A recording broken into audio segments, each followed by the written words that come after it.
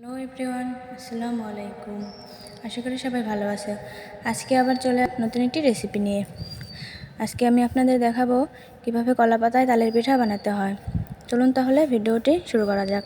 ভিডিওটি ভালো লাগলে অবশ্যই লাইক, কমেন্ট আর সাথে থাকা বেল বাটনটি অন করে রেখে, যাতে করে আমি ভিডিও ছাড়লে তোমাদের কাছে নোটিফিকেশন যেতে পারে। এখানে আমি নিয়ে নিয়েছি 2 কাপ চালের গুঁড়ি, কিছু কুড়ানো নারকেল, 1 কাপ ময়দাটা আপনারা দিতে পারেন।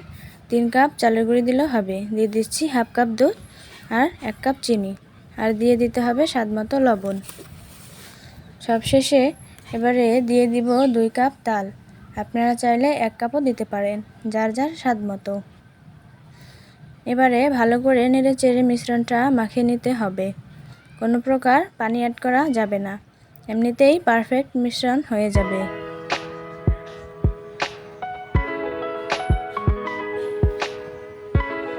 দেখুন, এরকম আঠালো আঠালো ভাব হবে।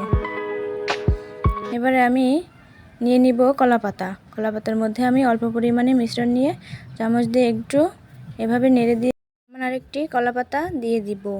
এই পিঠাটি আপনারা চাইলে ফয়েল পেপার বানাতে পারেন।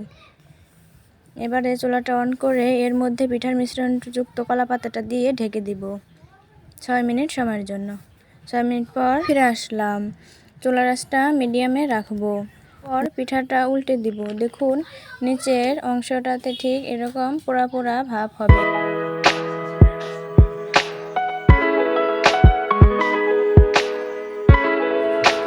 এবার আমি ঢাকনা দিয়ে রেখে দিব 4 মিনিটের জন্য।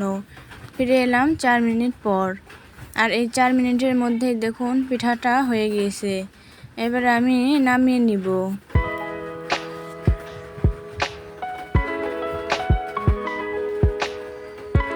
কলা পাতাটা সরিয়ে আমি দেখাচ্ছি পিঠাটা কত সুন্দর হয়েছে।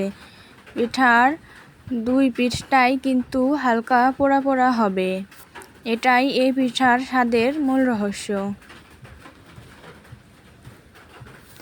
সেম প্রসেসে আমি আরও কিছু পিঠা বানিয়ে নিচ্ছি।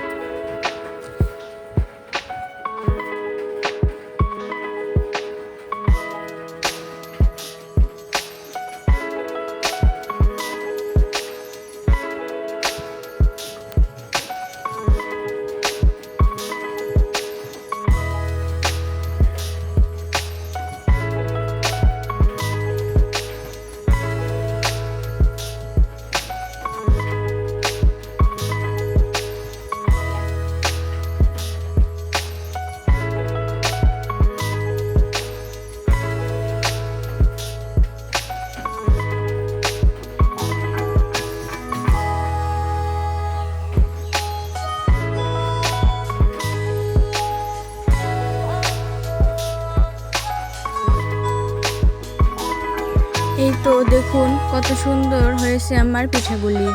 আপনারাও চাইলে এই তালের মৌসুমে এরকম পিঠা বানিয়ে খেতে পারেন। Thanks for watching my video.